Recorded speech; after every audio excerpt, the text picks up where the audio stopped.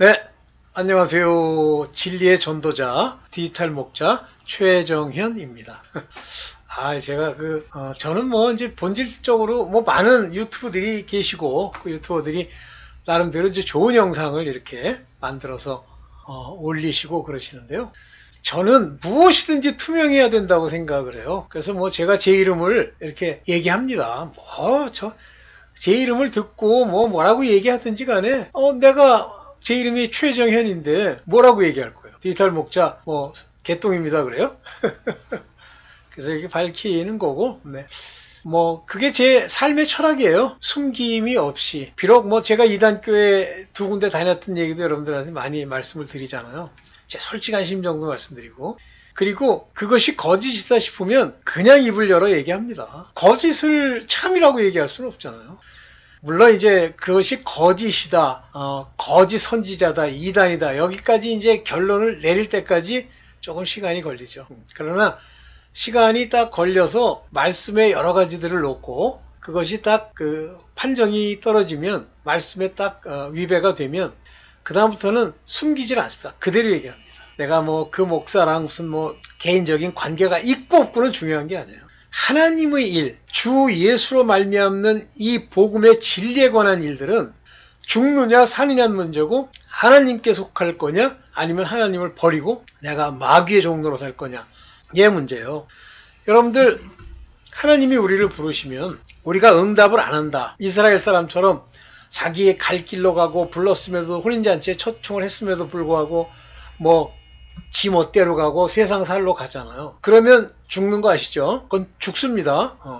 또 세상에 나와서 하나님의 말씀이 막 전파되는데 그 전파되는 말씀에 대해서 대적하고, 요즘 가끔 보면 스트리트 이벤젤리스트 이분들이 복음을 이렇게 전하고 그러면 갑자기 그 동성연애하는 어떤 여자가 나타나서 리디큘러스 이러면서 자기가 성경도 알아요. 성경도 알면서 막 하면서 그건 거짓이래. 하나님은 사랑이시기 때문에 동성연애든 아니든 다 받아들인다. 그래서 저도 그 영상을 보고 깜짝 놀랐어요. 야, 이거 한국도 좀 나은가? 한국도 이렇게 개기는 인간들이 있나요? 근데 개기는 인간이 있습니다. 없다고 생각하면 이제 여러분들 없다고 생각하고 가시는데, 자, 먼저 한번 보세요. 저는 전도의 대상으로, 여러분은 아무 관심이 없는, 예수님도 관심이 없고 내세도 관심이 없고 오직 세상을 사는 그런 사람들 많죠. 세상을 삽니다. 그 사람들을 대상으로 아까 얘기했던 스트리트 이벤젤리스트 또는 그냥 이벤젤리스트, 이런 사람들이 막 얘기를 하잖아요. 근데 그 얘기를 했더니 듣는 사람이 변화됐다, 믿음으로 바뀌었다가 가능할까요? 불가능합니다. 가능할지 네가 어떻게 아느냐. 만약에 그분이 그런 거리에서 또는 TV에서 어떤 이벤젤리즘, 즉 복음 전도를 했다. 그런데 그가 믿음으로 들어왔다. 그는 이미 그 전부터 그걸 알고 있기 때문이에요. 바로 오래전부터. 그래서 그 마음에 하나님이 자꾸만 문을 두드리시죠. 우리 마음 문 두드리는 건 아시죠? 그리고 그분은 우리 문으로 들어오지 담 넘어 안 들어오잖아요. 예, 그건 내가 한번 말씀을 드렸으니까 이해되시죠?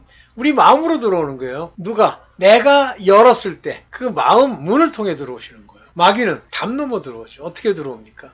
죄를 자꾸만 짓게 해요, 생각으로. 그래서 그 죄의 양이 차면 그때부터 소유권을 주장하기 위해서 사람이 약간 정신적으로 좀 이상한 상태가 되어버려요. 중독성이 심해진다든지 아니면 편집증이 나타난다든지 정신적으로. 그 다음에 마약 같은 거에 이렇게 자꾸만 생각을 한다든지 하는 이런 방식으로 자꾸만 이상한 정서적, 정신적 문제가 발생합니다. 그러면 악령들은 그 눈빛만 보면 알아요. 근데 왜 하냐면 악령들은 어떤 한 사람의 그 집안과 그의 죄악과 그게 행했던 것에 대한 기록을 전부 가지고 있어요. 하나님도 가지고 계시지만 마귀도 가지고 있어요. 그대로 가지고 있습니다. 심지어는 어느 정도냐면 그 윗대까지 알아요. 그러니까 가끔 어린애가 나와가지고 제가 윤회로 새로 태어났다. 그거 전부 귀신 장난이에요. 악령들 장난. 그런데 이제 이 어리석은 세상에 그 인본과 누룩과 거짓으로 가득한 자들은 저거를 연구를 해봐야 된다 그러면서 심리적으로 신기하다 그러고, 신기하면 글로 가.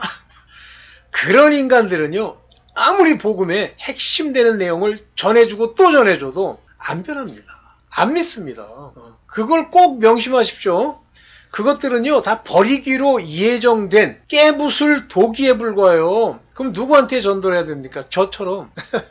저는 누구한테 전도하냐면, 율법에 속해서 잘못하면 죽는 자들. 율법에 속하면 어떻게 돼요?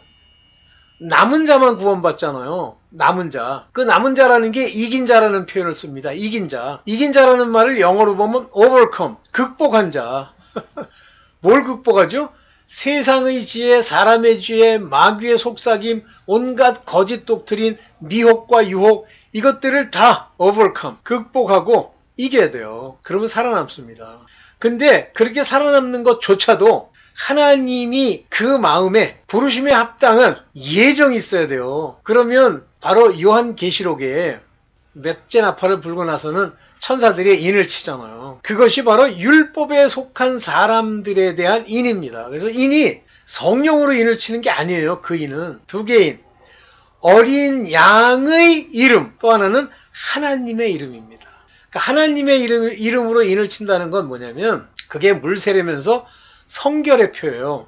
오래전에 아브라함의 자손된 자들, 이스라엘에 이런 자들에게 약속을 했지만, 은혜로 했지만 주진 않은, 그 약속이 이루어지지 않은 아브라함의 자손들이 예수 그리스도로 말미암는 그 믿음, 그러니까 그게 아브라함의 믿음이에요. 그러니까 아브라함이 믿음으로 의롭다함을 얻은 것처럼 아브라함의 그 자손들이 예수 그리스도의 얘기를 듣고 메시아의 얘기를 듣고 그 마음을 열어서 믿게 되는 자들의 그 씨가 있을 때, 좋은 밭일 때, 가라지가 아닐 때 하나님이 그들에게 인을 쳐버립니다. 그러면 그때까지 살면서, 인치기 전까지 살면서 율법 아래서 저주 아래 있었잖아요. 그러니까 저주 아래서 또 회개한다고 하나님께 가가지고 하지만 또 제사 드리고 또 이 짓을 계속 반복하는 거예요. 그러다가 하나님이 이제 그들에게 인을 치면, 하나님의 이름으로 인을 친 자들은 하나님의 말씀, 즉 물로 성결의 표를 받은 자이기 때문에 그들 마음 안에는 예수 그리스도와 그 믿음의 약속이 왔으니까 그 믿음이 그 약속을 받을 믿음이 되면서 사는 거예요. 그게 대부분 유대인들, 하나님의 약속을 받고 아브라함의 자손된 유대인들에게 오죠. 물론 뭐 유대인뿐만 아니라 다른 그 자손들도 옵니다. 또 하나는 율법에 속한 자들이 있어. 여전히 예수 그리스도를 믿는다고 하면서도 율법의 열심인 자라라는 표현이 나오잖아요. 유대인들이. 얘들은 뭐래요? 정죄하죠. 바울에 대해서 막 정죄하고 욕하고 또 뭐하죠? 죽이려고 하고. 자기네들이 옳다고 생각하는 거예요. 그 다음에 항상 기다리고 있고 정죄하고. 이런 유대인이에요. 그리스도도 믿어요. 근데 그 믿음은 야고보서가 말하는 두 마음의 믿음이에요. 그 믿음으로는 능히 구원을 받지 못하고 능히 살림을 받지 못합니다. 그 자들에게 어린 양의 피, 어린 양의 이름으로 인을 치면 그게 무슨 얘기예요? 회개되게 해갖고 죄사함을 받게 하는 그 일이라는 거예요. 율법에 속했지만. 그러니까 그들은 성령으로 인을 받은 게 아니기 때문에 하나님의 자녀가 아니라 하나님의 종, 하나님 나라의 제사장, 유사로서 그들을 인을 치고 환난을 통과해 들어가야 됩니다. 그 환난을 통과할 때 두 종류의 사람이 있다고 저는 생각합니다. 이 계시록을 통해서. 하나는 순교를 당하는 사람들이에요. 목배임을 받는 사람들입니다. 그렇지만 절대 짐승에게 절하지 않고 끝까지 예수 그리스도의 피로 회개를 한, 세례받은, 그 안에서 죄사함을 받은 자들, 그것을 흰옷을 입은 자다 이렇게 표현합니다. 즉 의의 옷을 입었죠. 흰옷은 의의 옷. 이 의의 옷을 입으려면 예수 그리스도로 그 어린 양으로 회개해서 죄사함을 받아야 되죠.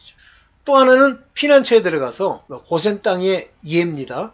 고센 땅이 피난처의 예화래. 피난처에 들어가서 끝까지 하나님의 보호하심을 받고 살아난 자들.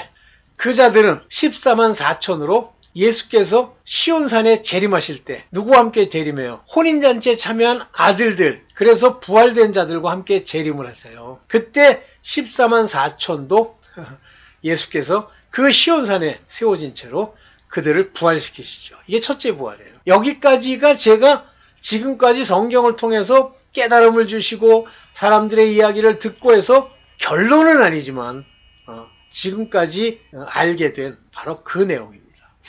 이것이 소위 말하는 첫째 부활의 천년왕국에 들어갈 본질적 구원이에요. 이해되시죠? 그래서 이제 천년왕국으로 들어가면서 세상이 이제 하나님이 예수께서 재림하실 때는 심판의 재림은 아니에요. 그로부터 천년이 지난 후에 이제 심판의 재림으로 들어가시죠. 그러면 하나님의 자녀로 성령의 인을 받은 사람들은 자연히 휴거가 되고 당연히 천년왕국에 들어가지만 그 14만 4천이라고 하는 이 상징적 수의 이 사람들은 반드시 인을 받아야 되는데 못 받은 사람은 어떻게 됩니까? 그게 이제 남은 자가 아닌 거야. 못 받은 사람은 어떻게 돼요? 죽죠. 저는 못 받은 사람은 100% 죽는다고 생각합니다. 그것을 이름하여 죽정이요. 가라지는 아니고 알곡이 아닙니다. 곡간에 들이질 않아요. 죽습니다.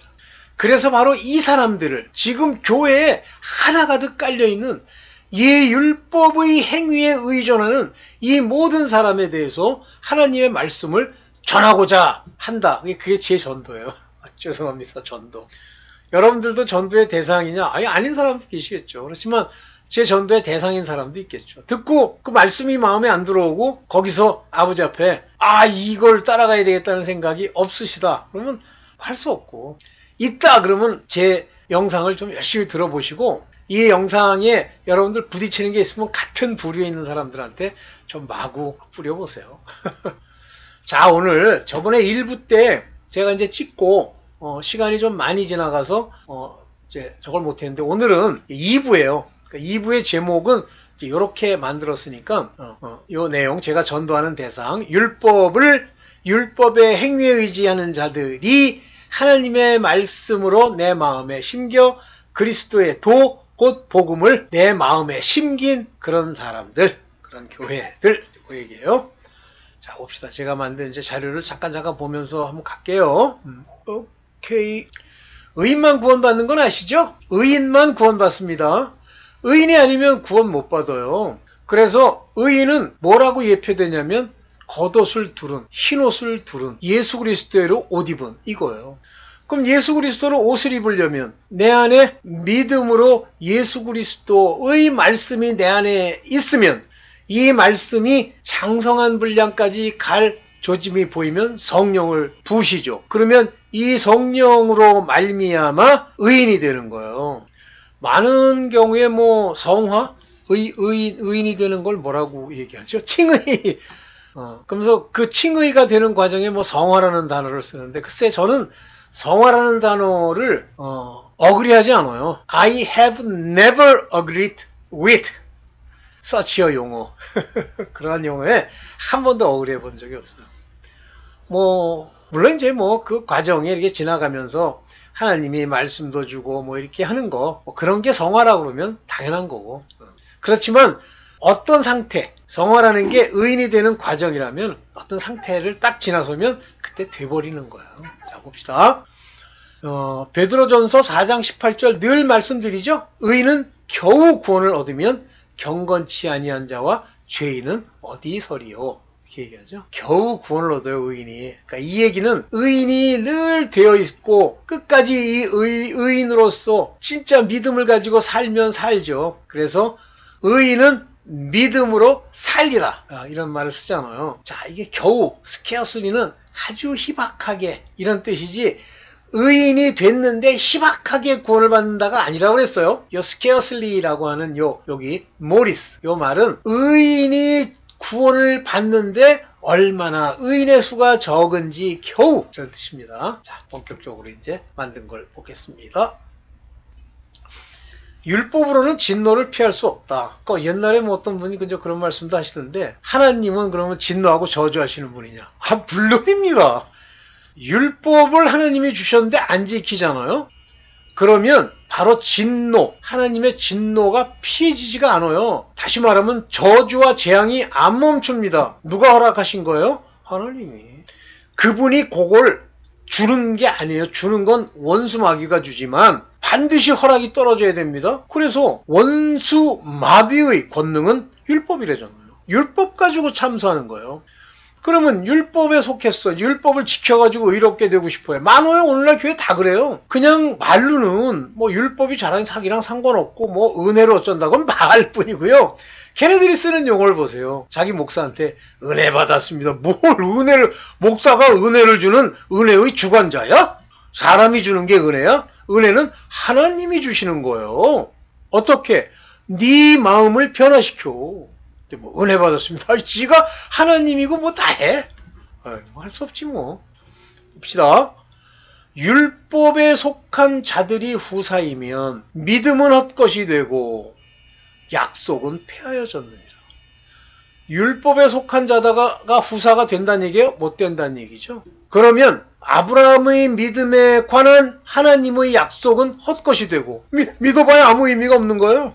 약속은 폐하여졌느니라. 아니, 믿음으로 말미암아 그 약속을 주신다는 은혜의 약속이 주어졌는데 믿음도 없이 율법에 속한 자들이 후사가 됐다? 율법이 믿음이에요? 율법은 진노를 이루게 하는, 율법은 무조건 진노를 이루는 게, 여러분들이 율법 지키겠다고 성경 열심히 구약을 읽고 거짓말하지 말아야지 하고 노력해? 그래서 거짓말 막 안 하려고 그러고 또 거짓말했으면 주야 용서해 줍소 그러고 또 어떻게 하다 보니까 또 거짓말하고 그래요? 그거는 율법의 행위로 의롭다함을 얻으려는 자들이에요. 많아요. 그런 사람들이, 이 율법을 지키는 사람들이 어떻게 한다 그랬어요? 요거 행위에 의지하는 자들이 어떻게 된다 그랬어요? 나중에 하나님을 빚장이, 내가 이렇게 했는데 안 주세요? 빚장이로 여기나니 그러시잖아요. 그놈이 살겠어요? 못 살아요. 반드시 죽습니다. 율법이 없는 곳에는 범함이 없다. 이 말을 썼는데 율법으로는 내가 범한 죄들을 깨달아라. 그냥 깨달아라가 아니에요. 율법이 있으면 이때부터 진노가 일어나는데 이 진노는 율법을 통해서 죄의 범함이 일어났다는 얘기예요. 그 전까지는 안 일어났죠.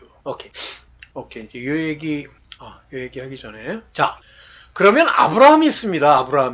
아브라함이 의인이에요? 의인입니다. 말씀드렸죠, 히브리서에서. 아브라함의 믿음을 의로 여기셨다 그랬죠. 아브라함 때 예수 그리스도 메시아 없는데 믿음의 본질은 하나님을 믿는 거예요. 예수 그리스도가 하나님입니까? 그럼요. 예수께서 우리 마음에 오셔서 만약에 우리가 예수를 봤다면, 예수를 만났다면, 예수의 말씀이 있다면 그 안에 하나님이 계신 걸 알죠. 여러분들 스스로가 예수 그리스도에 대한 믿음이 있는 줄 알 수 있어요? 알 수 있죠.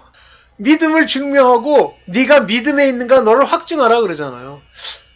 죽어봐야 알겠어요. 죽어봐야죠. 죽으면 내가 그래도 지금까지 이 흔들기를 이거 잘 흔들더라고 어떤 교회에서. 이거 흔들기를 내가 하루에 3시간씩 마구 흔들었는데 내가 어디 지옥 가겠어? 지옥까지. 100% 지옥까지. 설마? 바로 그래서 지옥 가는 거야.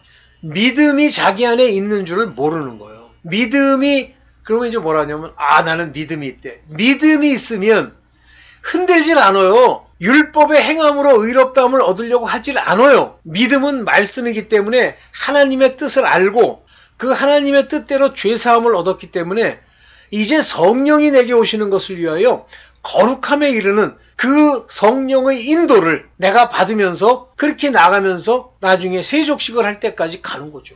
제가 세족식 한번 얘기했잖아요. 3개의 세례가 있다.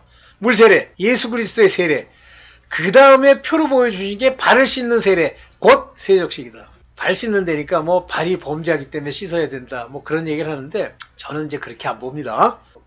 그러면 이제 아브라함으로 말미암아 약속이 주어지는 거예요. 그게 바로 횃불 언약, 나중에 이 횃불 언약의 아주 구체적인 모양으로 시내산에서 주시는 그 구약의 율법, 이것이 주어지죠. 한번 봅니다. 볼게요.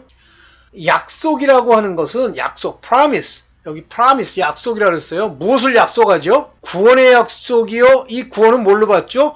성령으로 말미암는 의로 받죠. 이 약속은, 하나님이 주신 약속은 모두에게 아브라함으로 말미암아. 볼게요. 로마서 4장 16절. 이런 이유 때문에 이 약속은 믿음에 근거한 것이다.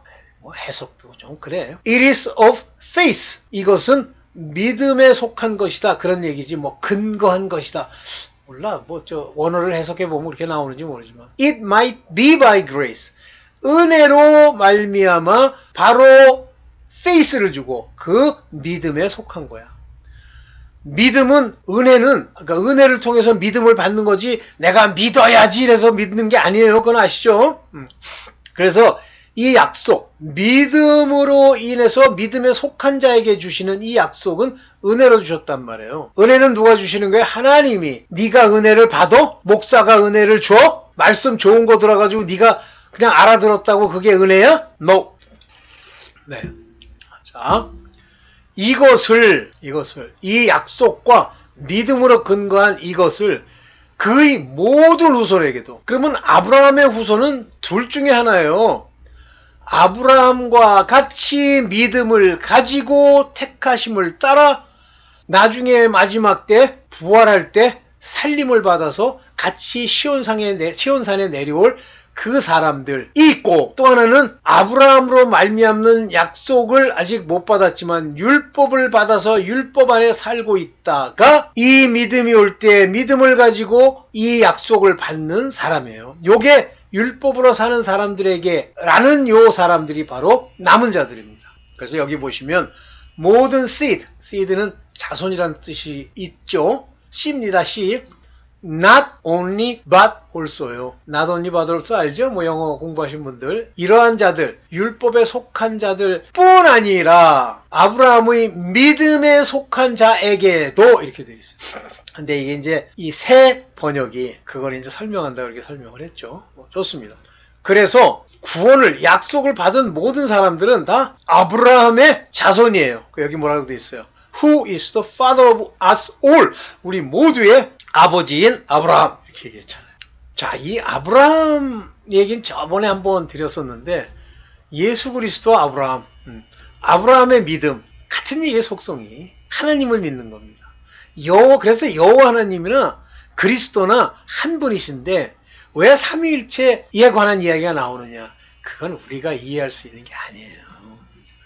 여호와 하나님은 영이시고 그 하나님이 인간에게서 예수 그리스도를 낳고 only begotten 낳고 이 육체를 입은 이분이 이 그리스도가 부활하셔서 천국에 계시잖아요.